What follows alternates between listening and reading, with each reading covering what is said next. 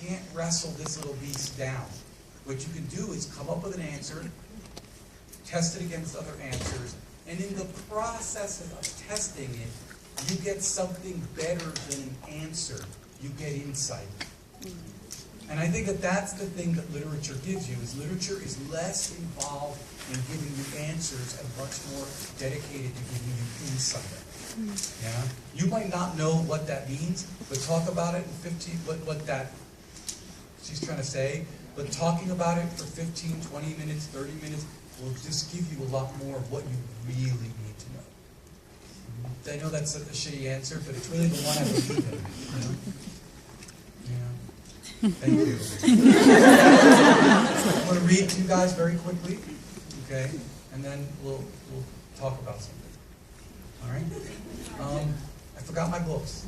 Am I kidding? So, does somebody have a... Well, actually, I was wondering if anyone had a copy of Drown, my first book.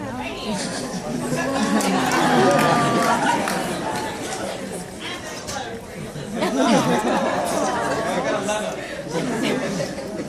Is it like a bad letter? Is it going to be like... Okay. Nah, man. I teach. I'm a university professor. Sometimes my students are like, Professor, I have a note for you. Can you fucking stop? I like to warn before I get the abuse, you know? All right, let's do it. This is from my first book, and I'm just going to read a piece of something, of a story. I haven't read it in so long, but today I was thinking about it. So, it's a story called Boyfriend. All right? Cool. So the reason I was reading it is because I used to live in Brooklyn, like back in like the 80s, you know, way before most of you guys were born, even as college students. Yeah. So I was living here up the way further down alley, like on State Street. Oh. Yeah. And, so I wrote this story to my crazy Brooklyn neighbors. It's like when you're like a poor kind of like temp worker, you live in those apartment buildings where people are fucking nuts. I live on my nutty roommates. It's called Boyfriend, right? That's the right part of this. All right. Boyfriend.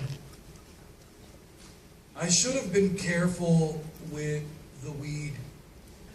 Most people it just fucks up, but me, it makes me sleepwalk. And wouldn't you know, I woke up in the hallway of our building feeling like I'd been stepped on by my high school marching band. My ass would have been there all night if the folks in the apartment below hadn't been having themselves a big old fight at 3 in the morning. I was too fried to move, at least right away. And Boyfriend was trying to snake Girlfriend, saying he needed more space. And she was like, motherfucker, I will give you all the space you want. I saw him at the bar. I knew Boyfriend a little. I saw him at the bars and saw some of the girls he used to bring home while she was away, and I knew he just needed more space to cheat. Fine, he said, but every time he went for the door, she got to crying and would be like, why are you doing this to me?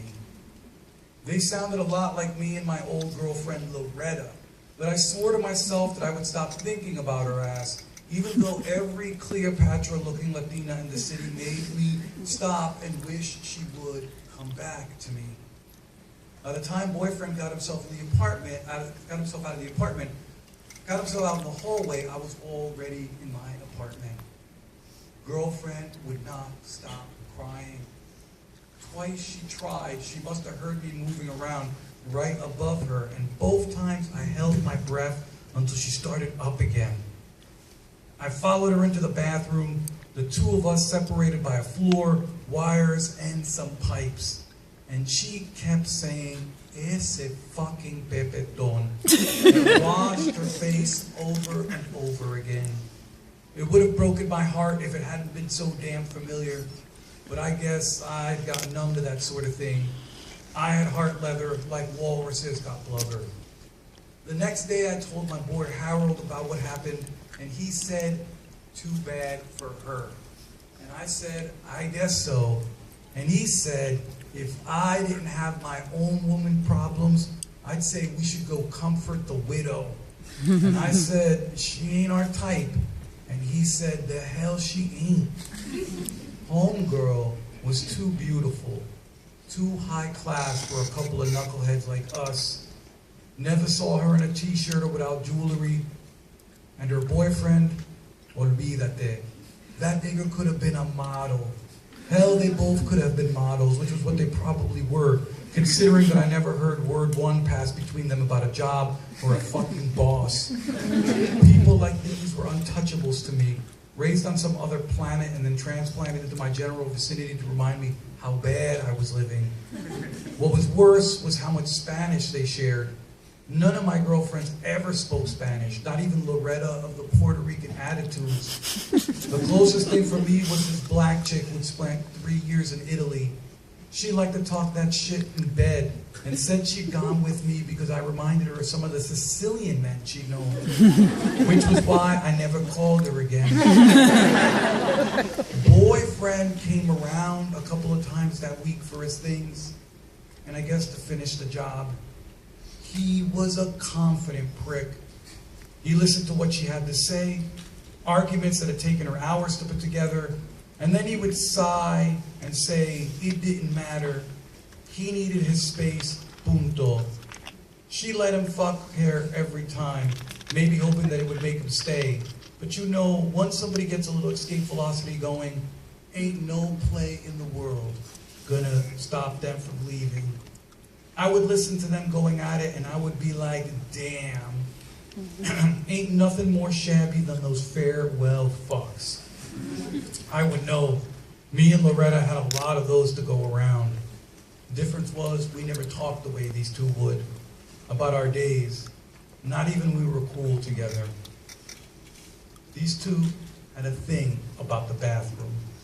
Each one of his visits ended up there, which was fine by me. It was where I could hear them the best. I don't know why I started following her life, but it seemed like a good thing to do at the time. Mostly I thought people, even at their worst, were pretty fucking boring. I guess I wasn't busy with anything else, especially not with women. The bathroom. Girlfriend talked a mile a minute about her day, how she saw a fist fight on the sea, how somebody liked her necklace, and boyfriend with his smooth Barry White voice just kept saying, yeah. They'd shower together, and if she wasn't talking, it sounded like she was going down on him. All you would hear down there was the water smacking the bottom of the tub and him going, yeah. He wasn't sticking around though. That was obvious. He was one of those dark-skinned, smooth-faced brothers that women kill for, and I knew for a fact, having seen his ass in action at the local spots, that he liked to get over on the white girls. She didn't know nothing about his Rico Suave routine. It would have wrecked her. I used to think those were the barrio rules. Latinos and blacks in, whites out. But love teaches you. Clears your head of any rules. Loretta's new boyfriend was Italian and worked on Wall Street. When she told me about him, we were still going out. We were walking on the promenade and she said to me, I like him.